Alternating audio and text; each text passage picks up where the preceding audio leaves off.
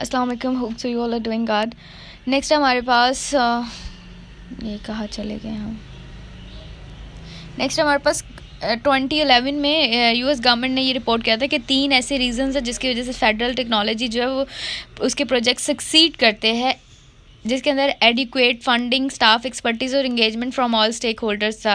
Adequate funding का मतलब ये होता है कि कोई भी ऐसी फंडिंग जो कि या तो आप मुनासिब प्लान बना के आप इन्वेस्टमेंट करते हो for long term 5 to 10 years तक का सोच कर, आगे अगले 5 सालों का सोचते हुए, या फिर आप कोई ऐसा फंड, अब यहाँ पे थोड़ा सा मेरे ख्याल से एक्सप्लेन किया है नीचे।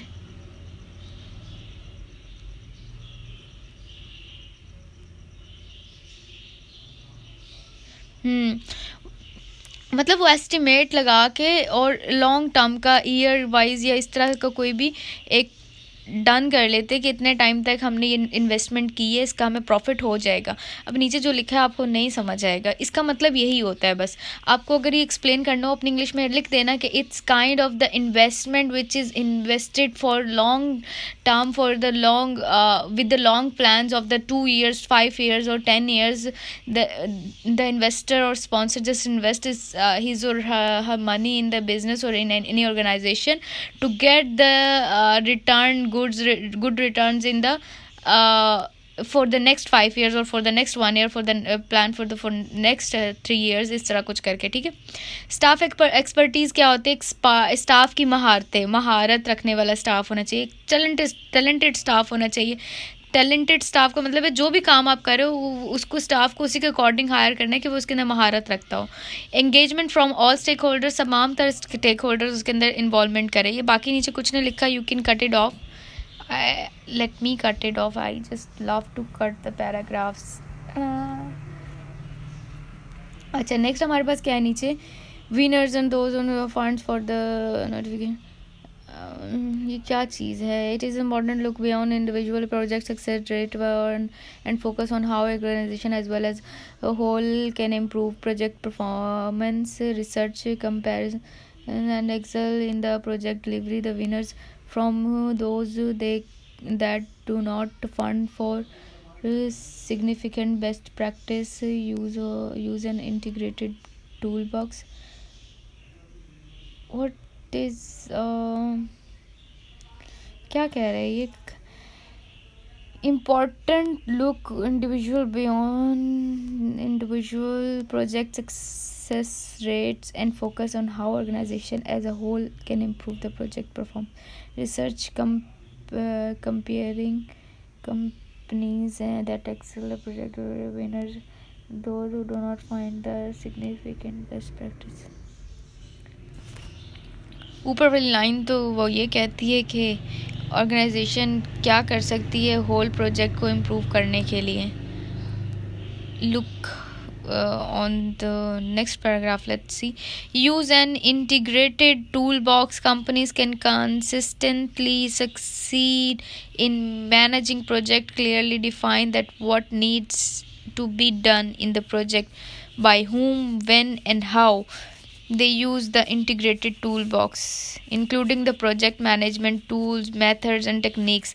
They carefully select tools, align them with the project and business goals, link them to metrics, and provide them to project managers to deliver positive result. Grow project leaders.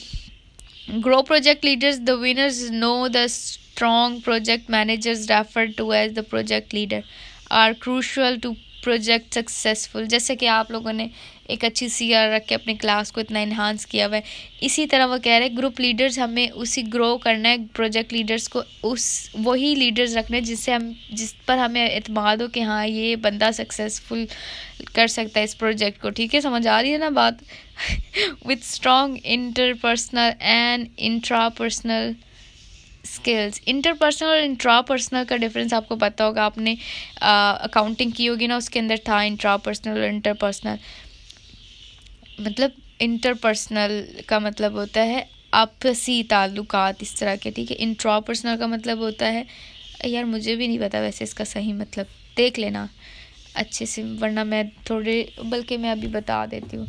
हम आगे चलते इतने में, पिछले वाले का क्या था, पिछले वाले का फर्स्ट पॉइंट पे कह रहे थे कि सक्सेसफुल होने के लिए हमें पता होना चाहिए कि प्रोजेक्ट के जो हमारी टूल बॉक्स है, इंटीग्रेटेड टूल बॉक्स क्या यूज़ करना है, हमें पता होना चाहिए हमने कौन से टूल्स यूज़ करने, कैसे, कब, किसे और क्यों करना है, जो भी काम करना है, जो भी नीड्स उसे कैसे पूरा करना है, प्रोजेक्ट की कैसे डिफ़ाइन करना है, कैसे उसके ऊपर अमल करना है, ये सारा कुछ हमें पता होना चाहिए। तो उसको हम टूल बॉक्स कहेंगे कि हमें टूल्स को यूज़ करना है, carefully select tools aligning them with the project, हमें सिलेक्ट करने होंगे टूल्स, तो उन्हें भी ख्याल से सिलेक्ट करना है।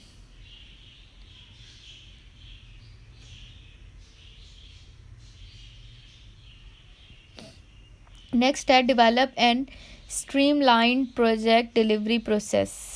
Winning companies have examined every step in the project delivery process, analyze fluctuations in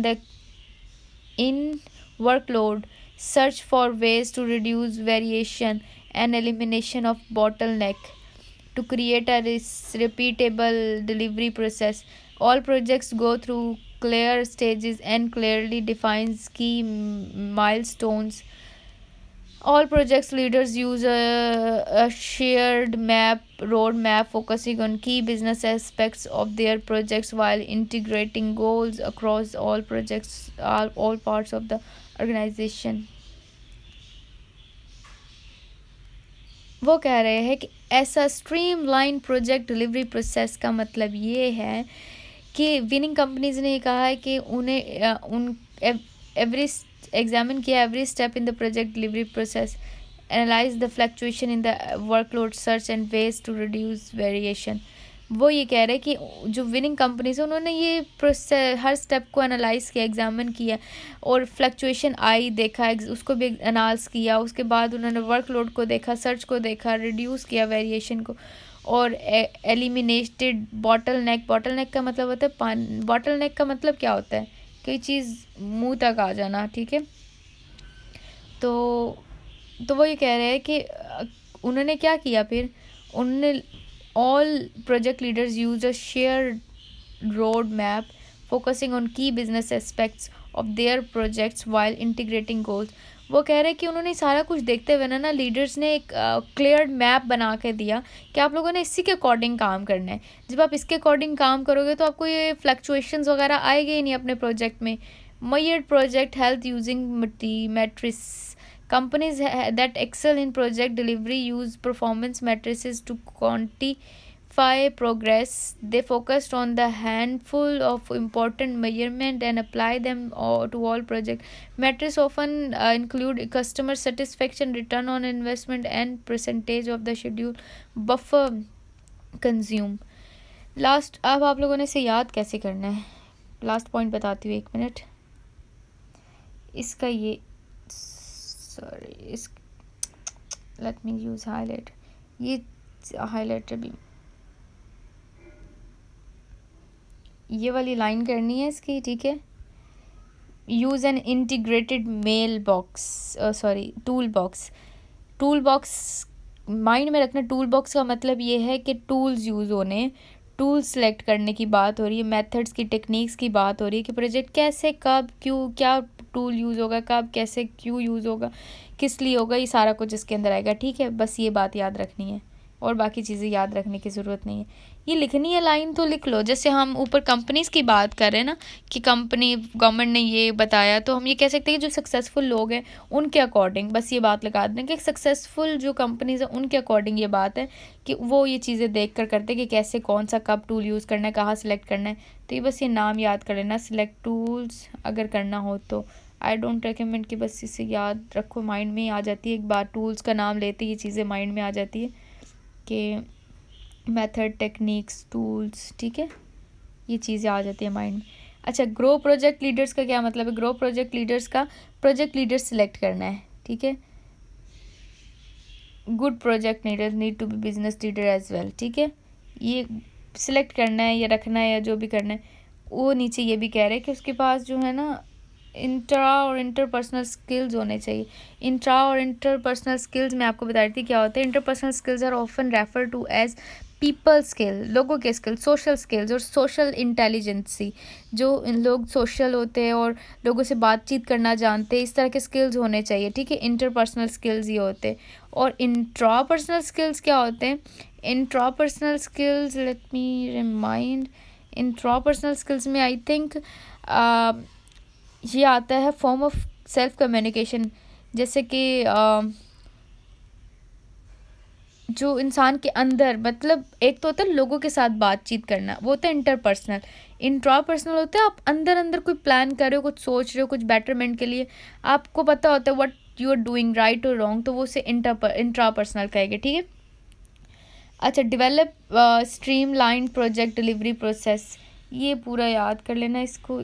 इसका मतलब ये होता है, इस पूरी लाइन का स्ट्रीमलाइन देख लो। स्ट्रीमलाइन से मेरे माइंड में एक लफ्ज़ आ रहा है। स्ट्रीमलाइन का मतलब क्या? लाइन का मतलब क्या? लाइन में चलना, सीक्वेंस से चलना।